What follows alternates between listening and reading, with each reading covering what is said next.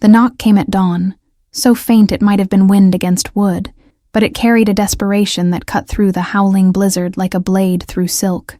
No one approached the iron gates on the hill without invitation, without trembling, without knowing they might never leave the same way they entered. But this wasn't the sound of a man seeking mercy or a rival testing boundaries. This was something else entirely, something that made the guards exchange uncertain glances through the swirling white chaos, their breath forming clouds as thick as the snow blanketing the ground beneath their boots. Inside the mansion, he stirred from restless sleep, his instincts sharper than any alarm system money could buy. The knock repeated, weaker this time, almost lost to the wind that rattled windows and shook the bare branches of trees like skeletal fingers clawing at the sky. He moved through darkened hallways where portraits of stern-faced men watched with painted eyes, his bare feet silent on marble floors cold enough to sting. Power lived in these walls, the kind that bent entire neighborhoods to its will, that made grown men stammer and politicians answer phones at midnight. The head of security appeared at the top of the stairs, his face tight with confusion that bordered on alarm. "Sir, there's someone at the gate," he said, the words careful, measured. "A child. Alone. She won't leave." Something in those words struck like a match in a room full of gasoline. Unexpected, dangerous, impossible to ignore. He descended the stairs without responding, pulling on the black coat that hung by the door like a second skin, its weight familiar as his own heartbeat. The cold hit him the moment he stepped outside, a wall of white and wind that stole breath and buried the world under layers of frozen silence.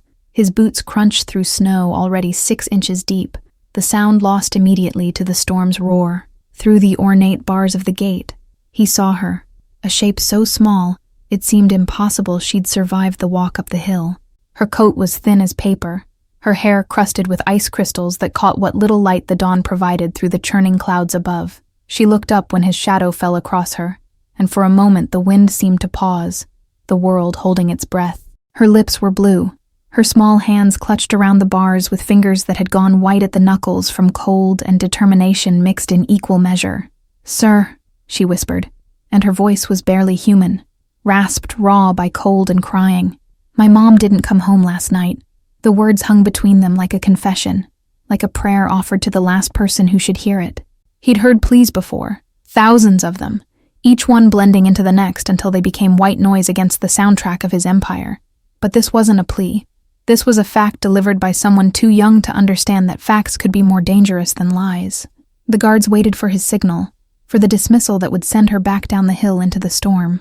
Instead, he reached for the gate himself, his hands that had signed death warrants and broken unbreakable men, working the lock with fingers that suddenly felt clumsy, uncertain. The gate swung open with a groan of metal on metal, and she stumbled forward, her legs barely holding her upright. He caught her before she fell, and the weight of her was nothing, less than nothing, a bundle of frozen cloth and fragile bones that trembled like a bird's. "How long have you been walking?" he asked, and his voice came out different than intended, stripped of the edge that usually made subordinates flinch. She didn't answer, couldn't answer, her teeth chattering so violently that words became impossible between the shivers racking her tiny frame. He lifted her without thinking, cradling her against his chest where his coat could shield her from wind that wanted to tear her away. Her head fell against his shoulder, and through the layers of fabric he could feel how cold she'd become, how close to something irreversible. The walk back to the house seemed longer than it had moments before, each step deliberate, careful not to jostle her too roughly. Behind them, the gate clanged shut, sealing them inside walls that had never been meant for children, for innocence, for tiny frozen fingers that gripped his coat like it was the only solid thing left in a dissolving world. Inside, warmth hit like a physical force, but she didn't stop shivering, the cold too deep to be chased away by heated air alone. He carried her past startled staff who pressed themselves against walls, past rooms filled with expensive silence, straight to the library where a fireplace stretched from floor to ceiling like a mouth waiting to devour the cold. He set her down on the leather sofa nearest the flames, and for the first time in years found himself uncertain of what to do next, his hands hovering uselessly as she curled into herself, still shaking, still silent except for the desperate chatter of her teeth against the storm raging in her small body. The housekeeper appeared in the doorway with blankets before he could call for them, her maternal instincts overriding years of training that said never enter a room without permission. She wrapped the child in layers of wool and cashmere, her weathered hands efficient but gentle, clucking softly like she was handling injured wildlife rather than a human being who'd somehow survived the mountain in winter darkness. He stepped back, watching the flames catch and dance across wood that crackled and hissed, sending shadows across walls lined with books nobody read anymore. The child's breathing began to even out, the violent tremors gradually subsiding into occasional shivers that rippled through the blankets, cocooning her like aftershocks following an earthquake. "Hot chocolate," the housekeeper whispered, already moving toward the door. "And soup. The child needs—" But he raised one hand, stopping her mid-sentence, his eyes never leaving the small face that was slowly regaining color, pink creeping back into cheeks that had been gray as ash. When they were alone, he pulled a chair close to the sofa, sitting forward with his elbows on his knees, studying her the way he'd learned to study everything, looking for cracks, weaknesses, the truth hiding beneath whatever story was about to emerge. She watched him back, her eyes huge and dark, still glassy with cold but sharpening now, awareness returning like dawn breaking over frozen ground. "What's your name?" he asked, keeping his voice low, unthreatening, the tone he'd perfected for negotiations that required patience rather than pressure. She opened her mouth, closed it, tried again, her voice coming out scratchy and small, barely louder than the fire's whisper. "Iris," she said, and the name hung between them, delicate as the flower it represented, out of place in this room where deals were made and empires were carved from other men's failures. She pulled the blankets tighter, her small fingers knotting in the fabric like she was afraid someone would take them away. "Iris," he repeated, tasting the word, finding it strange on his tongue. "You said your mother didn't come home. Where does she work?" The question was gentle, but beneath it lay the machinery of his mind already turning, already calculating possibilities, already preparing for whatever truth was coming. She shifted under the blankets, sitting up straighter, and he could see her gathering courage the way children do, all at once, in a rush, before fear could stop them. "At the Royal Diamond," she said, the words tumbling out faster now. "She works at the bar. She's always home by midnight, always, but last night she didn't come back." The name of the establishment hit him like ice water, recognition sharp and immediate. The Royal Diamond sat on the edge of his territory, a casino that wore respectability like a mask, but bled money from card games and private rooms, where limits didn't exist for those who could afford to lose them. He owned it through 3 shell companies and a chain of managers who knew better than to bother him with operational details. "She serves drinks," Iris continued, her voice gaining strength as she spoke, as if saying it out loud made it more real, more urgent. "Sometimes she doesn't finish until really late, but she always calls, always. She has a phone at the bar, and she calls me before she leaves, every single night, so I know she's coming." He watched her face as she spoke, seeing the fear there but also something else, a fierce certainty that her mother wouldn't abandon her, that something must have happened, that the world wouldn't simply swallow someone and leave no trace behind. It was the kind of faith that didn't exist in his world, where loyalty was bought and trust was a liability that got people killed. "Last night the phone didn't ring," she whispered, and her eyes filled with tears that didn't fall, held back by sheer will. "I waited and waited. I fell asleep on the couch by the phone. When I woke up it was still dark, and she wasn't there, and the apartment was so cold because we ran out of oil for the heater." The details painted a picture he didn't want to see. The small apartment, the single mother stretching every dollar until it screamed, the child waiting by a silent phone while snow buried the city outside.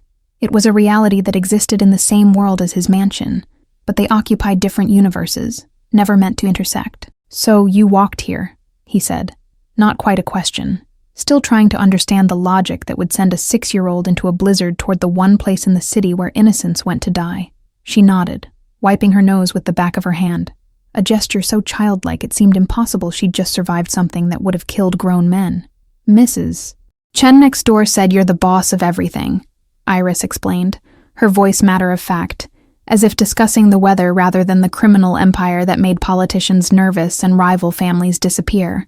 "She said if someone's missing, you're the only one who can find them. She said you're scary, but you're fair." Fair. The word echoed in his mind like a joke, like something from another life before he'd learned that fairness was a luxury for people who didn't understand how the world actually worked. But in this child's eyes, he saw belief, the kind that couldn't be faked or bought, that existed because someone had told her it was true, and she'd had no reason yet to learn about lies. The housekeeper returned with a tray, setting it on the low table with practiced silence. Steam rose from a mug of chocolate topped with melting marshmallows, and beside it sat a bowl of soup that filled the room with the smell of chicken and herbs, of comfort distilled into liquid warmth.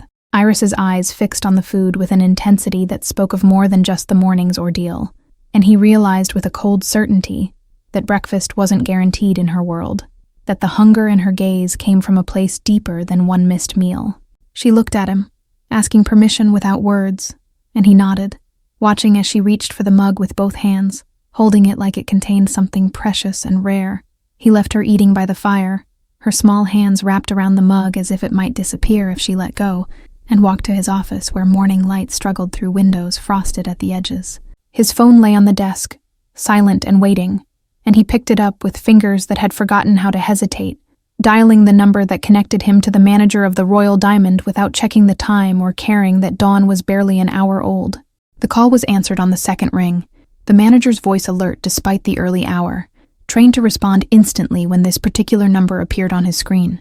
"Sir," he said, the single word carrying weight and worry, and the knowledge that calls at this hour meant someone had made a mistake that needed correcting.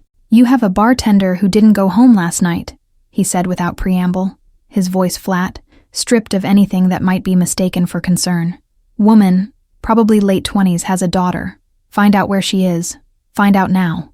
There was a pause, the sound of sheets rustling, feet hitting floor, the manager's breathing quickening as the implications settled into his consciousness.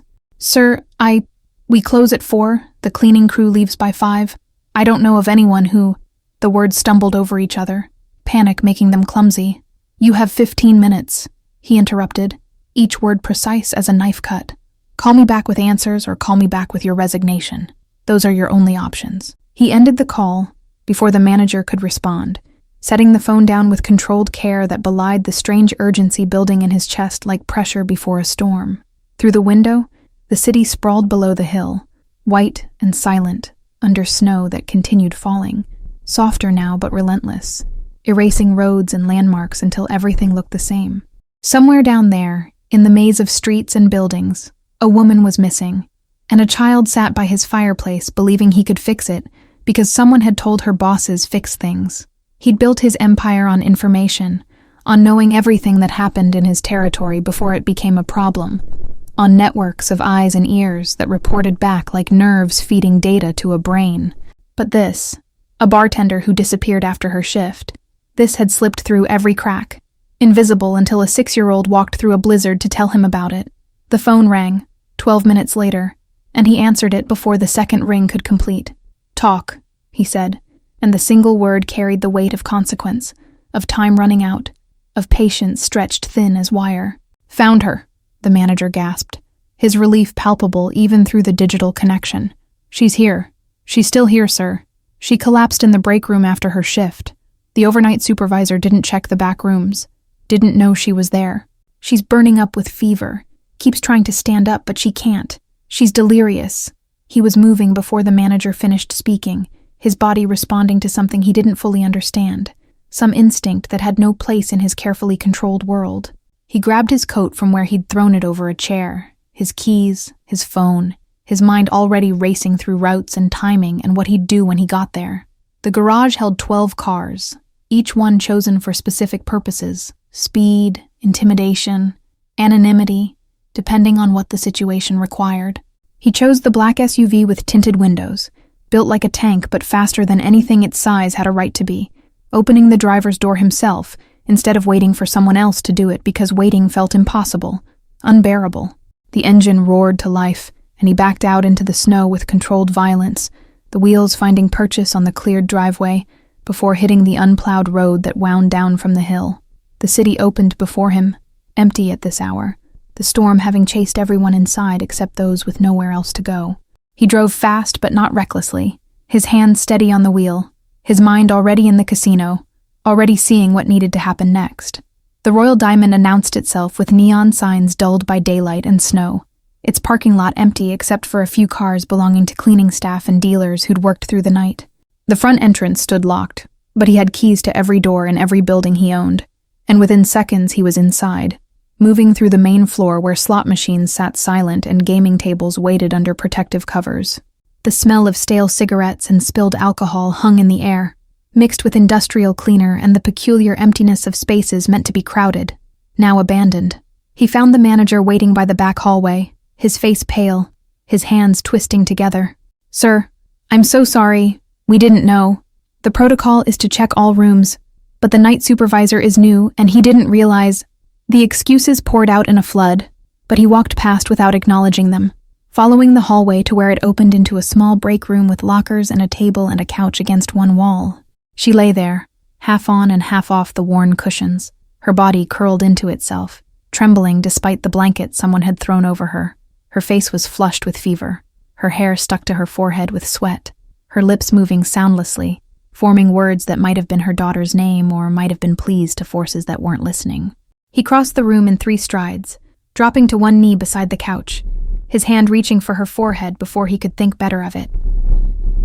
Heat radiated from her skin like she was burning from the inside, and when his fingers made contact, her eyes fluttered open, unfocused and glassy, seeing something that wasn't him, wasn't the room, wasn't anything real. "Iris," she whispered, the name cracking in her throat. "Have to get home. She's waiting. She's alone." The words ran together, slurred by fever and exhaustion, but the desperation in them was clear, sharp as broken glass, cutting through everything else. "She's not alone," he said, surprised by his own voice, by the gentleness he didn't know he could produce. "She's safe. She came to find me." He wasn't sure if the woman heard him, if his words penetrated the fog of sickness, but her eyes found his for just a moment, recognition flickering like a candle in wind before going out again. He lifted her the way he'd lifted her daughter hours earlier, feeling how light she was, how fragile, her body weighing almost nothing despite being full-grown. She didn't resist, didn't seem aware enough to understand what was happening, her head falling against his shoulder as he stood, adjusting his grip to support her more securely. The manager held the back door open as he carried her through, the cold air hitting them both like a physical blow after the stale warmth of the break room. Snow had accumulated in the alley during the hours she'd lain unconscious, creating drifts that reached halfway up the dumpsters lining the brick walls on either side. He moved carefully, his boots finding purchase on ice hidden beneath fresh powder, his arms tightening around her when she stirred slightly, mumbling words that dissolved into incoherent sounds.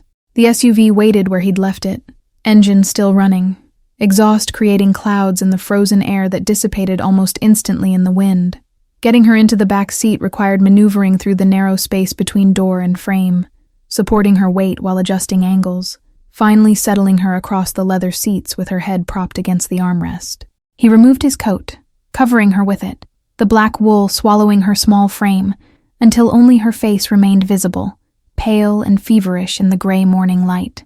The drive to the hospital carved through streets that were coming alive with early risers, delivery trucks and snowplows beginning their routes, brake lights flashing red against white as the city shook off night.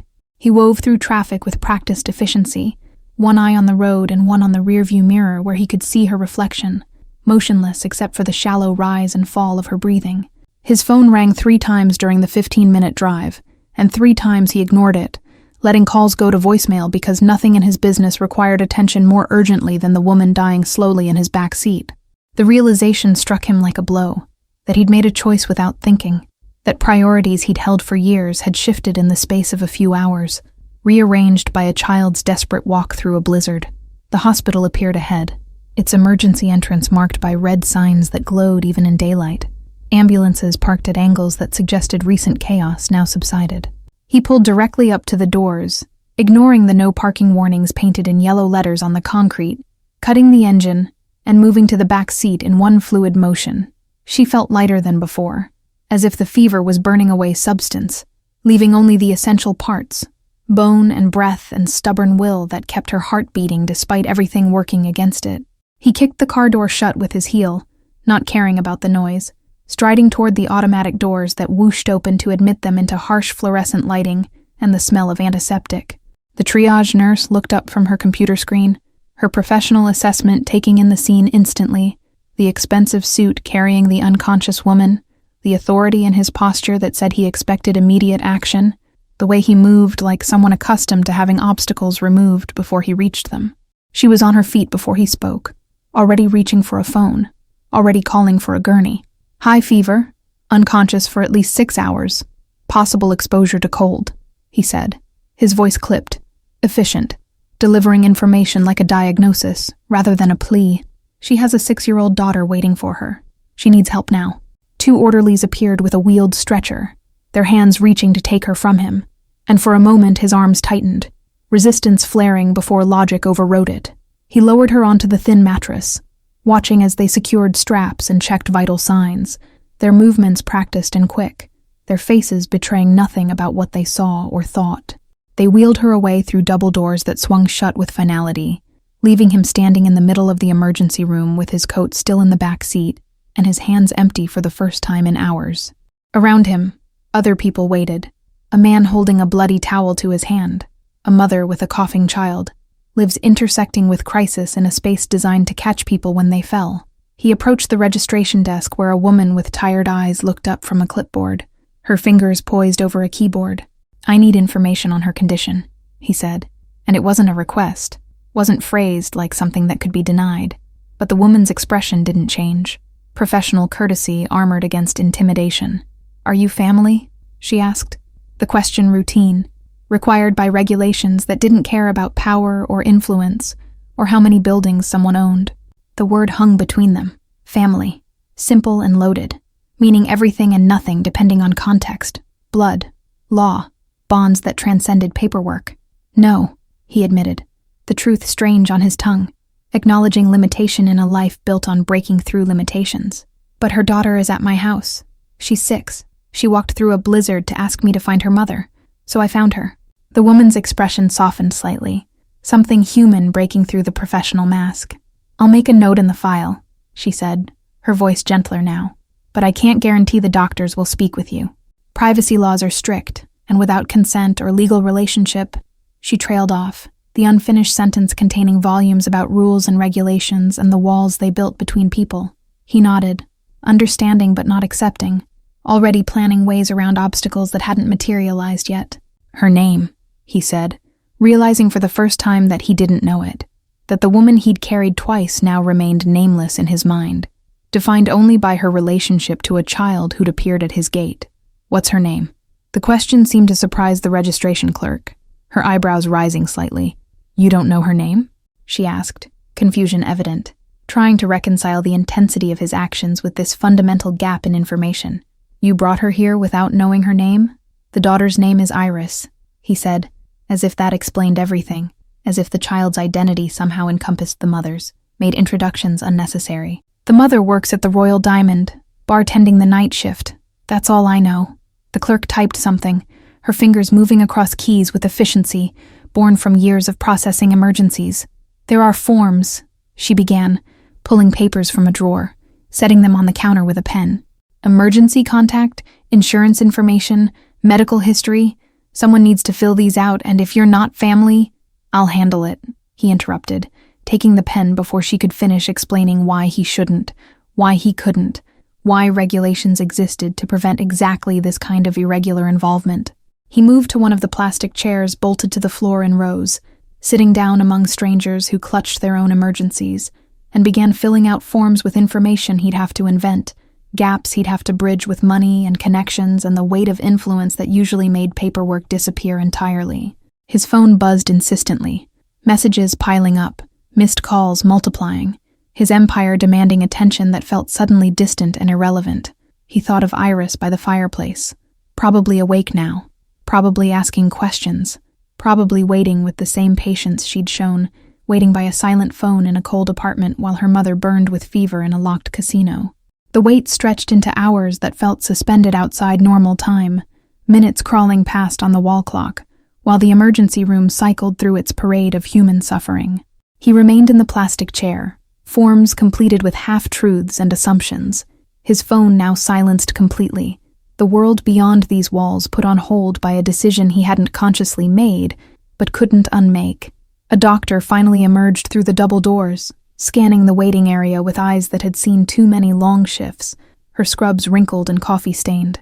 She approached the desk, spoke quietly with the clerk, and then turned toward him with the deliberate walk of someone delivering news that required careful words, measured tones, professional distance from outcomes that might break either way. "She's stable," the doctor said, and those two words carried relief like oxygen after drowning.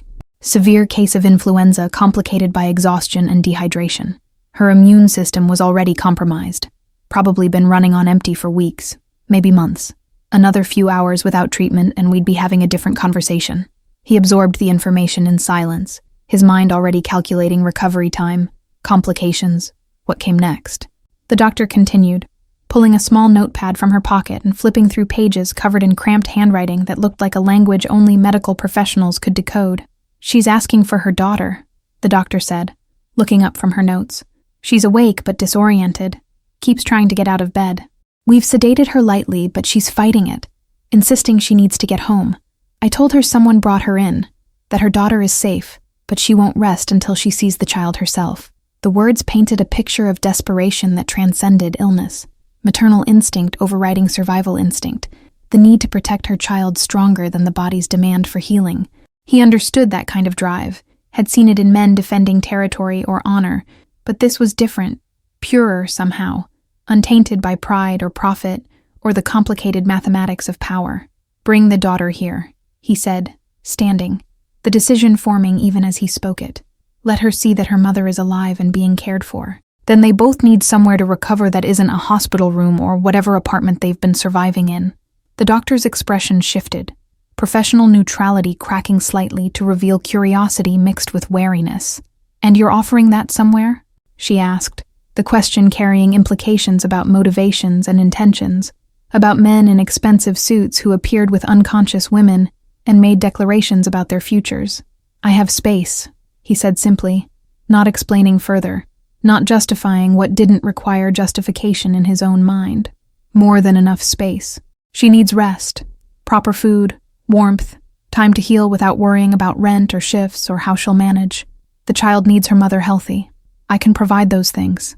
The doctor studied him for a long moment, her evaluation clinical and thorough, looking for red flags that years of emergency medicine had taught her to recognize. Whatever she saw, or didn't see, made her nod slowly, accepting the arrangement even as questions remained unasked in her eyes. "She'll need to stay here for at least 48 hours, the doctor said, her voice returning to professional efficiency. "IV fluids, monitoring, antibiotics to knock down the infection. After that, if someone's available to care for her at home, we can discharge her with prescriptions and follow-up appointments. But she cannot return to work for at least 2 weeks, possibly longer depending on how she responds to treatment. 2 weeks without income, 2 weeks of rent coming due and bills piling up, and a child who needed to eat every day regardless of circumstances." The math was simple and brutal, the kind that pushed people back to work before they were ready, that turned minor illnesses into major ones through neglect born from necessity rather than choice. He pulled out his phone, typing a message to the housekeeper with instructions that were clear and non-negotiable. Prepare a room, something warm for the child, a car to bring her to the hospital within the hour. The response came back immediately. One word, understood. No questions, no hesitation, just obedience that came from years of knowing when not to ask why. "I need to see her," he said, the words surprising him even as they emerged. "Before I bring the daughter, I need to see that she's actually stable, that she'll survive this." The vulnerability in the request felt foreign, uncomfortable, like wearing clothes that didn't fit quite right. The doctor considered this, weighing protocols against the unusual circumstances, then gestured toward the double doors. 5 minutes, she said. "She's sedated but responsive. Don't upset her.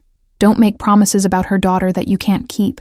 And if any monitors start beeping, you step back and let us work." He followed her through corridors that smelled of bleach and human suffering, past rooms where curtains concealed private agonies, where machines beeped rhythms that meant life continuing despite everything trying to stop it. They stopped at a room near the end of the hall, the doctor pulling back a curtain to reveal a space barely large enough for the bed and equipment crowding around it. She lay there connected to tubes and wires, an IV drip feeding clear liquid into her arm, monitors tracking the basic functions that defined existence: heartbeat, oxygen, blood pressure. Her eyes were closed, her face no longer flushed with fever but pale now, drained, dark circles underneath suggesting exhaustion that went deeper than one bad shift or one missed night of sleep. He stepped closer, his shoes silent on tile floors, stopping beside the bed where he could see the slight rise and fall of her chest, evidence of life persisting.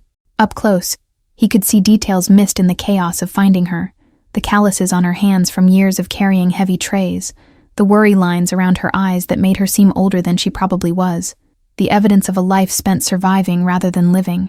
Her eyes opened slowly, fighting the sedation, focusing on him with effort that seemed to cost her everything she had left.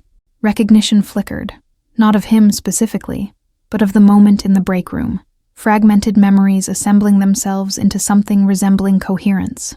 "Iris," she whispered, the name barely audible, her voice raw from fever and fear.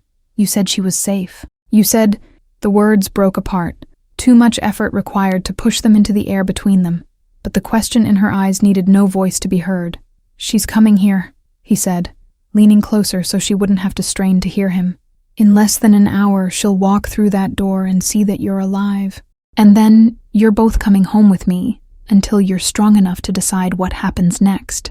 Confusion crossed her face, followed by something that might have been fear, or might have been the last defense of someone who'd learned to be suspicious of help, because it always came with strings attached. But she was too weak to argue, too sick to muster the energy for protests, and somewhere beneath the confusion and fear, he saw relief, small and tentative, but real. "Why?" she managed, the single syllable containing volumes of questions about motivations and intentions, about men like him and women like her, and how their worlds weren't supposed to intersect except in transactions that left one person diminished and the other enriched. He didn't have an answer that made sense, not one he could articulate in a way that wouldn't sound like lies or delusions. So he simply said, "Because your daughter walked through a blizzard to ask me to. Because she believed I could help. Because maybe she was right." The black car arrived at the hospital entrance precisely when instructed, the housekeeper in the passenger seat and Iris visible through the window, her small face pressed against the glass, eyes scanning the building with desperate hope. He met them at the door, and the moment the child saw him, she burst from the vehicle before it fully stopped, her feet hitting pavement at a run, her voice calling out questions that tumbled over each other in her urgency. "Is she here? Did you find her? Is she okay? Can I see her?"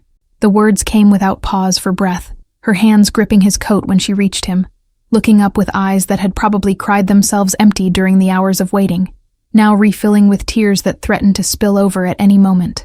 He knelt down to her level, bringing his face even with hers, a position he'd never taken with anyone in his adult life. This gesture of making himself smaller, vulnerable, meeting someone where they stood rather than forcing them to reach up. "She's alive," he said, watching relief break across her face like sunrise. "She's sick, but the doctors are helping her. She's been asking for you." The transformation was immediate and complete, fear dissolving into joy so pure it hurt to witness, her small arms throwing themselves around his neck in an embrace that caught him completely unprepared. He froze for a moment, uncertain how to respond, then slowly brought his arms up to return the gesture, patting her back awkwardly, feeling the fragility of her shoulder blades through her coat like bird bones that might snap under pressure. "Thank you," she whispered against his shoulder, the words muffled but clear, carrying weight that pressed against his chest like a physical force. "Thank you for finding her. Thank you for bringing her back." And in that moment, something inside him that had been frozen for longer than he could remember began to crack, ice giving way to something he didn't have words for, didn't know how to name.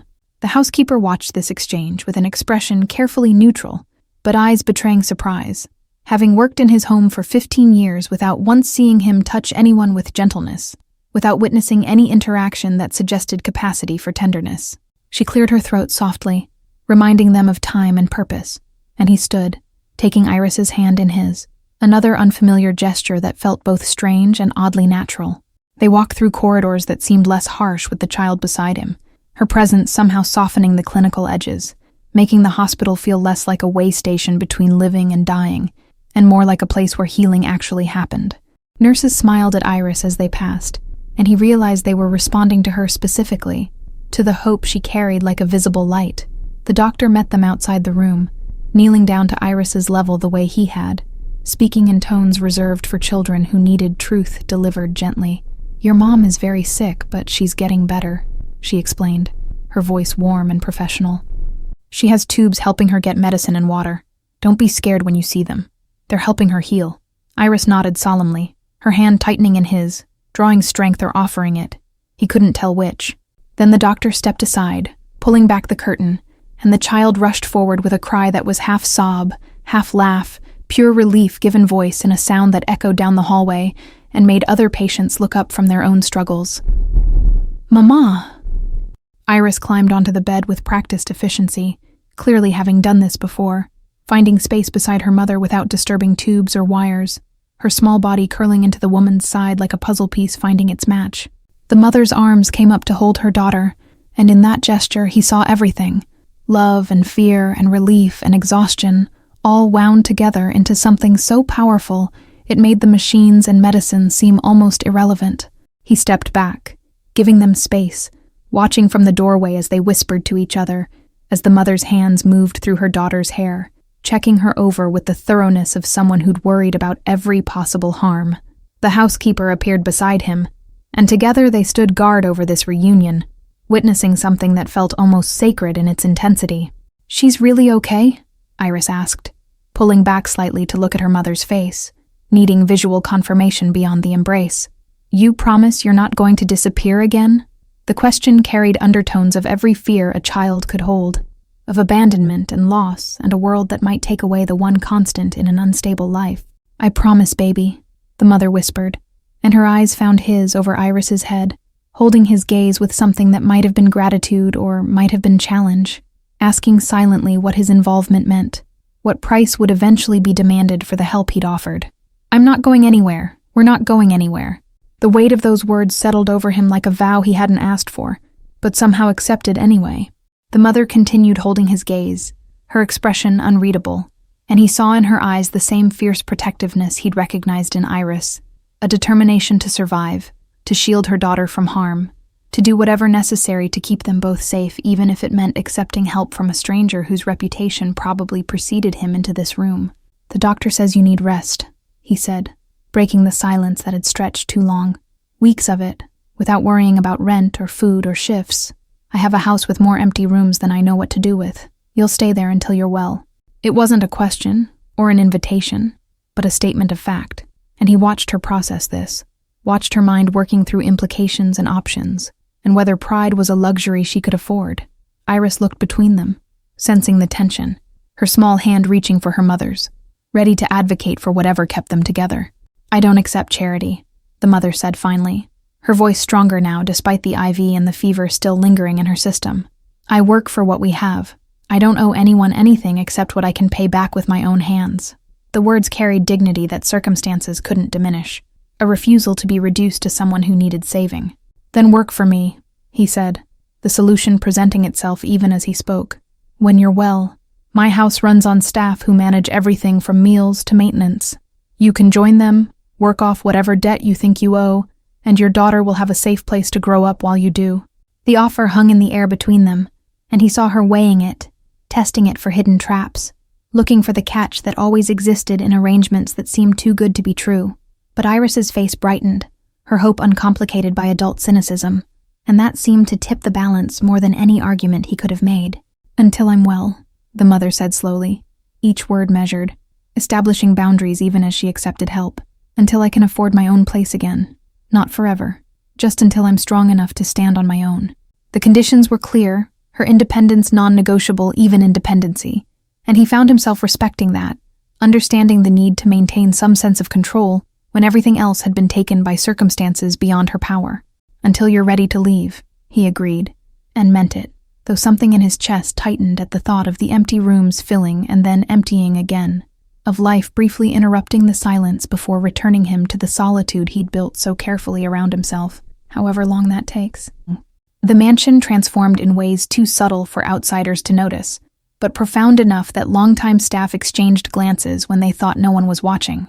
The East Wing, closed for years and maintained only by weekly dusting, suddenly filled with purpose as rooms were prepared, linens aired, furniture uncovered from protective sheets that had turned them into ghosts of comfort waiting to be resurrected. The housekeeper moved through these preparations with efficiency that masked her curiosity, directing younger staff to scrub windows until they caught sunlight, to stock closets with towels soft enough for a child's skin. She asked no questions about why or for how long, understanding that some changes arrived without explanation and required only adaptation, not understanding. He spent those 2 days before the mother's discharge, attending to business that had accumulated during his absence, sitting through meetings where men reported numbers and problems. But his mind wandered in ways it never had before, drifting to hospital rooms and small hands gripping his coat, to promises made without thinking through their implications. The city noticed too, though in different ways through different channels.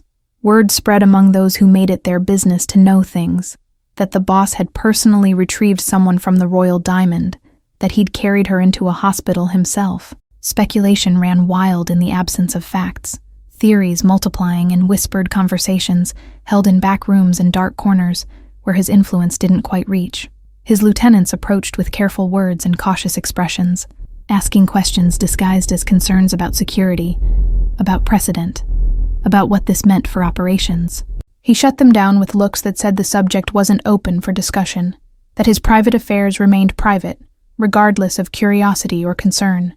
But the questions lingered in the air like smoke, following him through his days. What was he doing? Why was he doing it? What did it mean? He had no answers, or none he could articulate in ways that made sense even to himself. None that explained why a man who'd built walls between himself and everyone else was suddenly opening doors to strangers. The morning of the discharge arrived cold and clear, the storm having passed, leaving everything covered in pristine white that would turn to gray slush within hours. He drove to the hospital himself again, dismissing the driver who'd appeared with keys and questions, needing the solitude of the vehicle, the rhythm of navigation through streets that demanded attention. The mother sat on the edge of the hospital bed fully dressed when he arrived, wearing the same clothes she'd collapsed in, now cleaned and pressed by hospital laundry. Iris sat beside her, swinging her legs that didn't quite reach the floor, chattering about the room that was waiting, about the house on the hill that she'd described in terms that made it sound like a castle from storybooks. "Ready?" he asked from the doorway, and the mother looked up, her expression unreadable but eyes clear now, fever-free. She stood slowly, testing her strength, one hand on Iris's shoulder for balance or reassurance, maybe both, her body language broadcasting uncertainty about what came next. The discharge process took longer than it should have, nurses providing instructions for medications and follow-up appointments, doctors signing forms that released responsibility from hospital to whoever would provide care. He stood back during this, letting the mother handle the paperwork herself, respecting the independence she'd insisted on, even while knowing she'd be relying on him for everything that mattered. The drive back was quiet, Iris filling silence with observations about snow and buildings and people walking bundled against cold. The mother sat in the passenger seat, her hands folded in her lap, her eyes on the road ahead, not speaking, but present in a way that felt heavy with thoughts she wasn't sharing. The mansion appeared as they rounded the final curve of the hill road, and he watched the mother's expression change as she took in the scope of it. The iron gates, the stone walls, the windows that reflected morning light like judgmental eyes watching their approach. Iris pressed her face to the window, excitement undiminished by grandeur, but the mother's face tightened. The gates opened automatically, sensors recognizing the vehicle, and they swept through onto grounds maintained with precision that turned nature into art. Every tree trimmed, every path cleared, everything controlled and perfect, and utterly unlike the messy reality of the lives entering it, the contrast impossible to ignore. The car stopped at the main entrance, where the housekeeper waited with 2 younger staff members, their faces carefully neutral. "Welcome," she said. The word simple but weighted with meaning that went beyond politeness, an acknowledgement that thresholds were being crossed, that normal procedures were being set aside for circumstances that defied normal categorization. The mother hesitated at the base of the steps, her body language broadcasting resistance even as her situation offered no alternatives. He came around the car, stopping beside her but not touching, not pushing, giving her space to make the choice herself, even though the choice had already been made days ago in a hospital room. "It's just a house," he said quietly, for her ears only. Bigger than most, but still just rooms and walls and places to sleep safely. The lie tasted strange. They both knew it wasn't just a house, that accepting shelter here came with invisible strings that might take months or years to become visible. She looked at him then, really looked, searching his face for something, truth or deception, danger or safety, the answer to questions she didn't know how to ask. Whatever she saw made her nod once, sharp and decisive, then turn toward the entrance where her daughter waited, bouncing on her toes with impatience and excitement, uncomplicated by adult fears. Inside, the house revealed itself in layers. The grand foyer with its chandelier that cost more than most people earned in a lifetime. The sweeping staircase that divided into 2 paths. The mother's eyes tracked everything, cataloging details, assessing value, and he wondered what calculations she was making, what price she thought would eventually be demanded for all this temporary shelter. The housekeeper led them upstairs, narrating as she went, in tones that suggested she'd given this tour before, but never to people quite like this. The library, the sitting rooms, the dining room that seated 20, each space larger than the entire apartment they'd left behind, excess compounding with each revealed room, until the mother's expression grew more guarded. Weeks passed like water finding new paths, reshaping the landscape of his life in ways so gradual he barely noticed, until he looked back and couldn't recognize the terrain anymore. The house that had been silent except for staff movements began to hold different sounds. Iris's laughter echoing down hallways that had never heard children, the mother's voice humming quietly while she worked. The staff adapted with the flexibility of people accustomed to serving without questioning, though he caught them smiling when Iris appeared asking impossible questions. The housekeeper particularly seemed transformed, her stern efficiency softening around edges that had grown hard from years of maintaining order in empty rooms that now overflowed with life. He found himself adjusting his schedule in subtle ways, returning from meetings earlier than necessary, taking morning coffee in the breakfast room instead of his office. These changes happened without decision, without conscious choice, his body and routines responding to presences he hadn't known he'd been missing, until they filled spaces he'd convinced himself were complete. The mother recovered slowly, color returning to her face, strength rebuilding in increments measured by longer walks through the gardens. She insisted on contributing despite his protests, taking over small tasks with determination that bordered on stubbornness, establishing her presence as worker rather than guest, even when the distinction seemed meaningless to everyone but her. Iris thrived in ways that suggested she'd been held back by circumstances too heavy for small shoulders to carry alone. She explored every corner of the house and grounds with fearless curiosity, befriending the gardener and the cook and the younger staff members who'd never had reason to interact with children before. Her drawings began appearing on walls in the hallways, taped up by the housekeeper who'd asked no permission, but anticipated no objection. He found himself pausing to study them, crude representations of houses and people, and dogs they didn't have, but she apparently wanted, each one a window into hopes that had been deferred by survival, but never quite extinguished. The city continued its whispers, speculation evolving as weeks passed without clarification or explanation. His business partners approached him with questions wrapped in concern, noting changes in his demeanor, in his availability, in the way he sometimes seemed distracted during negotiations. He deflected these inquiries with practiced ease, revealing nothing while acknowledging everything, maintaining the mystery because the truth was something he barely understood himself. Christmas approached with commercial inevitability, the city decorating itself in lights and manufactured cheer while temperatures dropped and snow returned. The staff began preparations for holidays he'd never celebrated beyond obligatory dinners with business associates who expected traditions to be observed like contracts, binding but meaningless beyond their performance. This year felt different, even before anyone suggested it should be.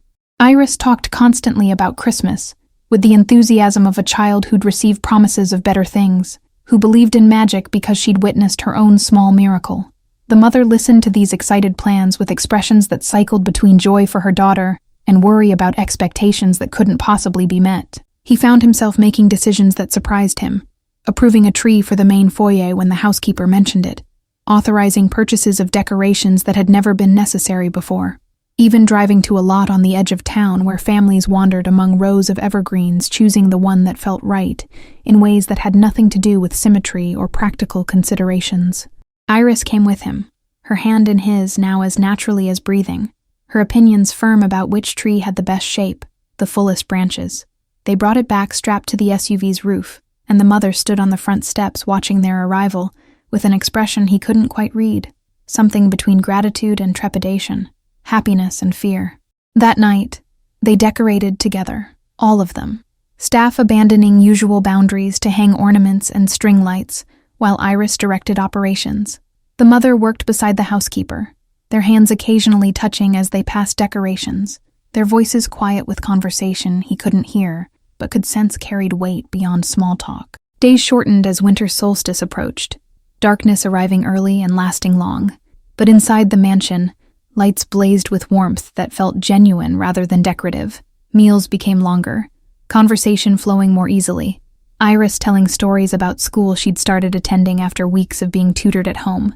The mother sharing memories of Christmases past. He contributed little to these exchanges, content mostly to listen, to observe, to witness something he'd never had. This sense of family assembling itself from disparate parts. The business continued running with minimal input, his lieutenants having learned to handle day-to-day operations, without constant supervision, freeing him to be present in ways he'd never allowed himself before. The mother grew stronger daily, her body recovering fully from the illness that had nearly killed her, but she made no moves toward leaving. He didn't ask about her plans, afraid that asking would force decisions that benefited from remaining unmade, that existed in comfortable ambiguity rather than definite resolution that might shatter everything.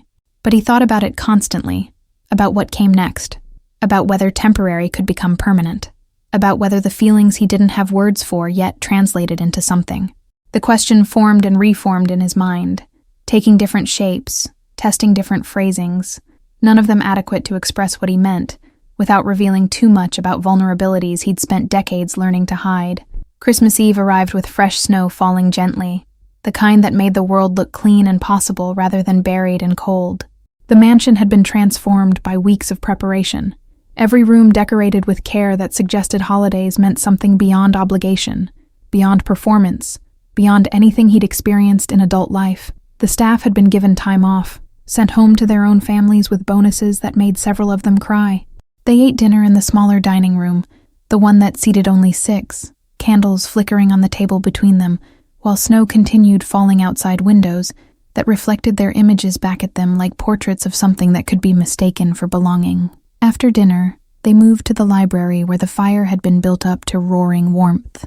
Iris settled on the floor with new coloring books while the mother sat on the sofa with tea steaming in her hands, her eyes on her daughter but her mind clearly elsewhere, working through thoughts that showed in the slight furrow between her brows. He'd been planning this moment for days, rehearsing in his mind while simultaneously convincing himself not to do it, that it was too soon, too presumptuous. But watching them there, Iris's tongue sticking out slightly in concentration, the mother's profile in firelight, he knew that waiting wouldn't make the asking easier or the answer more certain. He crossed to where a small box sat hidden in the drawer of a side table, his hands steady despite the unfamiliar sensation of nervousness. He'd chosen the ring himself, spending hours in a jeweler's private room looking at options that all seemed either too ostentatious or too insignificant, finally selecting something simple, a single diamond on a plain gold band. "There's something I need to ask you both," he said, and his voice came out different than intended, stripped of the authority that usually made people lean forward. Iris looked up from her coloring, her eyes curious, while the mother set down her tea with hands that trembled slightly, some instinct telling her that whatever came next would change everything. He knelt down on the carpet between them, position putting him at Iris's level, but also making him look up at the mother. The box in his hand seemed to grow heavier with each passing second, containing possibilities that could be accepted or rejected, futures that might materialize or dissolve depending on words not yet spoken. "When Iris came to my gate that morning," he began, focusing on the child first because her acceptance felt somehow more achievable than her mother's. "She asked me for help, and I want to keep helping, not because of obligation or debt, but because somewhere between that morning and now, you both became important to me in ways I don't fully understand and can't properly explain." Iris watched him with complete attention, her coloring forgotten, her small hands folded in her lap in unconscious mimicry of her mother's posture. The mother sat frozen, her breath held, her eyes wide with something that might have been hope, or might have been fear that hope itself was dangerous, that letting it in meant risking devastation if it proved unfounded. "I'm not good at this," he admitted, the confession feeling like removing armor that had protected him for so long. He'd forgotten what it felt like to stand exposed. "I don't know how families work. I don't know how to be what you need. But I want to learn. I want to try. I want you to stay," he said finally, the words simple but carrying everything he couldn't articulate. Loneliness acknowledged, walls crumbling, not as guests, not as staff, as family, as mine if you'll have me, as mine if I can be yours, if that's something you could imagine wanting too. He opened the box, revealing the ring that suddenly seemed inadequate, too small to represent what he was asking. The diamond caught firelight and threw it back in fractured rainbows, beauty born from pressure applied over time to something that started as coal and became treasure through transformation. He was only now beginning to understand. "Will you marry me?" he asked the mother, but his eyes included Iris in the question, acknowledging that accepting him meant accepting the world he came from. "Both of you. Will you let me keep you safe? Will you let me come home to you? Will you stay and build something here that none of us knew we needed until it already existed?" Silence stretched for heartbeats that felt like hours, the fire crackling the only sound, snow tapping gently against windows like witnesses waiting for vows. The mother's eyes filled with tears that spilled over, tracking down her cheeks in paths that carved through defenses she'd maintained since the moment she'd woken in a hospital bed to find her life rearranged. "You don't know us," she whispered, but the protest sounded weak even to his ears, less argument than plea for reassurance. "You don't know who we are, where we come from, what baggage we carry. This could be a mistake. This could end badly. This could—" "I know you walked through a blizzard for her," he interrupted gently, gesturing to Iris, whose eyes tracked between them with intensity. "I know you worked yourself sick trying to provide. I know you taught her to be brave enough to ask strangers for help. I know when I hold either of you, something in me that was missing clicks into place." Iris moved then, launching herself at him with the explosive energy children possessed, her arms wrapping around his neck with force that nearly knocked him backward.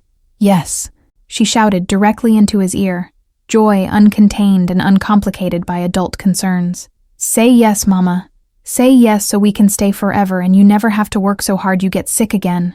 The mother laughed through her tears, the sound breaking something loose in the room, tension releasing like pressure valve opened to prevent explosion. She reached forward, one hand touching his face with fingers that trembled, tracing the line of his jaw as if checking he was real, solid, actually kneeling before her with a ring and a question. "Yes," she said, and the word came out choked with emotions too tangled to separate, relief and fear and joy and terror and hope. "Yes, we'll stay. Yes, we'll build something. Yes, we'll let you love us, and we'll figure out how to love you back, even though this is crazy, and shouldn't work, and probably won't be easy." He kissed her then, stopping the flow of words with lips that had forgotten how to be gentle, relearning softness from necessity and desire mixed equally.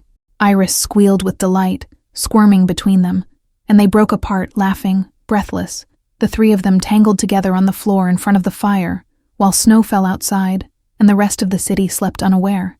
The ring slid onto her finger with ease that felt like confirmation, metal warming instantly to her skin temperature. She stared at it with wonder that made him see the object freshly, not as expensive symbol, but as promise given physical form, as representation of commitment he'd never imagined making, to people he'd never expected to need with this desperate intensity.